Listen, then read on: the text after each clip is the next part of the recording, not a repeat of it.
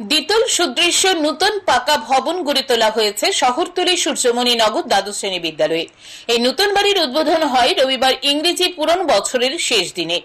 অনুষ্ঠানে উপস্থিত ছিলেন মুখ্যমন্ত্রী প্রফেসর ডক্টর মানিক সাহা, বিধানসভার উপাধ্যক্ষ তথা এলাকার বিধায়ক রামপ্রসাদ পাল, মাধ্যমিক দপ্তরের অধিকর্তা এনসি শর্মা, বিদ্যালয়ের প্রধান শিক্ষিকা সহ অন্যান্যরা। অনুষ্ঠানে আলোচনা করতে গিয়ে মুখ্যমন্ত্রী তথ্য সহকারে তুলে ধরেন শিক্ষা দপ্তরের বিভিন্ন প্রকল্পগুলি।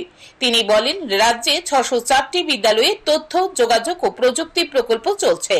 আরো 294টি স্কুলে এই প্রকল্প চালু করা হবে বলে জানান মুখ্যমন্ত্রী ডক্টর মানিক সাহা। তিনি বলেন, রাজ্যে 752টি বিদ্যালয়ে স্মার্ট ক্লাস চলছে।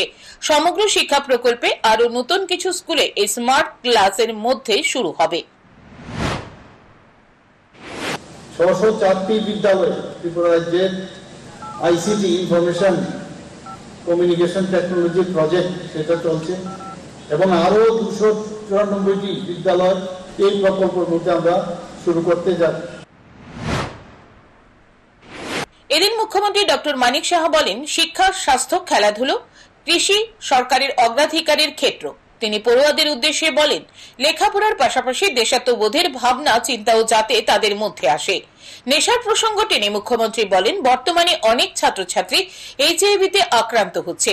আগামী দিনের ভবিষ্যৎ এই ছেলে মেয়েরা, তাই তারা যাতে বিপথে না যায়, অভিভাবকরা যাতে ছেলে মেয়েদের দিকে নজর রাখেন। তো ছাত্রছাত্রীরা এখানে সজাগ থাকবে।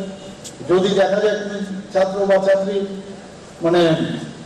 অসঙ্গতি বা অসঙ্গতভাবে ওরা বিহেভ করছে, সাথে সাথে আমাদের যারা টিচাররা আছেন টিচারদের গোচরে আনবে, টিচাররাও গার্জিয়ানদের গোচরে আনবে এবং গার্জিয়ানদেরকেও আমি বলবো আপনারাও আপনাদের ছেলে মেয়েদের দিকে নজর রাখুন। এদিন বিদ্যালয়ের নতুন পাকা বাড়ি উদ্বোধনের পর মুখ্যমন্ত্রী সহ অতিথিরা ঘুরে দেখেন। অনুষ্ঠানে প্রচুর ছাত্রছাত্রী সহ অভিভাবকরা অংশ নেন। Bureau report, news today.